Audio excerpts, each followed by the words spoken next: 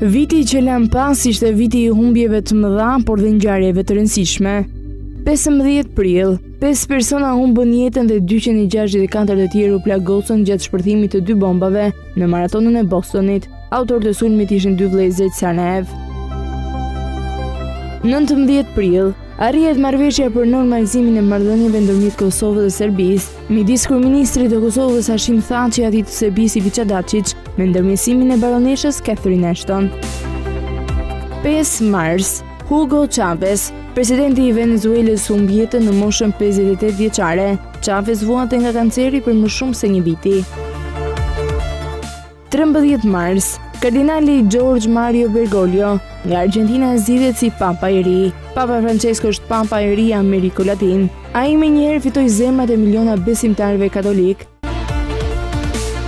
9 qershor, 29 vjeçari Edward Snowden publikoi informacione rreth aktivitetit të përgjimit të Agjencisë Ndërkombëtare të Sigurisë Amerikane. Ish kontraktori I Agjencisë Ndërkombëtare ka përfituar azil në Rusi, ku jeton aty prej gushtit të vitit 2013. 30 qershor, mijëra protestuese u mblodhen në sheshin Tahrir të Kairus për kërkuar dorëheqjen e presidentit të Egjiptit Mohamed Morsi në një vjetorin e ardhjes së tij në krye të shtetit. Si dhe kërkonin zgjedhje të reja, mijëra persona humbën jetën gjatë këtyre përleshjeve. 21 gusht, lufta në Siri mori jetën në të paktën 1429 personave, ku shumica prej tyre ishin fëmijë nga bombardimet me armë kimike në periferitë e Damaskut. Grupi I opozitës akuzon regjimin e Assad. Sipas një marrëveshje mes SBA-s dhe Rusisë, Siria duhet të eksportojë armët kimike në fund të dhjetorit, marrëveshje e cila ende nuk është arritur. 1 tetor 2013, pas 17 vitesh, qeveria e Shtetit të Bashkuara u mbyll pjesërisht për 16 ditë, vetëm 2 orë para një falimentimi të mundshëm ekonomik të Shtetit të Bashkuara. Kongresi Amerikan I dha fund mbylljes së përkohshme të qeverisë federale, duke vendosur rritjen e përkohshme të tavanit të borxhit.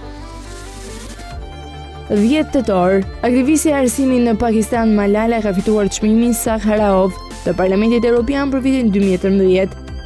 27 nëntor, Senati Italian voton për përjashtimin e Silvio Berlusconit pas dënimit nga gjykata për evazion fiskal, duke I dhënë fund 2 dekadave të përfaqësimit në parlament. 5 dhjetor, udhëheqësi I luftës kundër apartheidit dhe presidenti I parë me ngjyrë Afrikës së Jugut Nelson Mandela humbi jetën në moshën 95 vjeçare. Ai është ndëruar në simbol të paqes dhe ripajtimit dhe në vitin 1993 u shpall fituesi I çmimit Nobel për paqen.